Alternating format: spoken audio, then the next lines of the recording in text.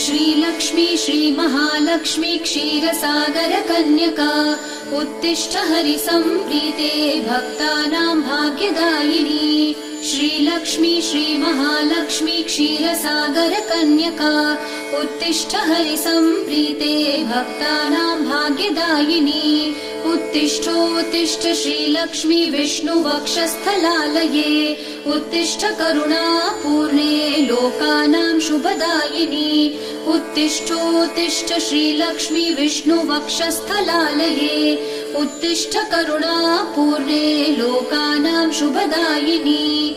श्रीपद्ममध्यवसिते वरपद्मनेत्रे श्रीपद्महस्तचिरपूजित पद्मपादे श्रीपद्मजात जननी शुभपद्मवक्त्रे श्रीलक्ष्मी भक्तवरदे तव सुप्रभातम्।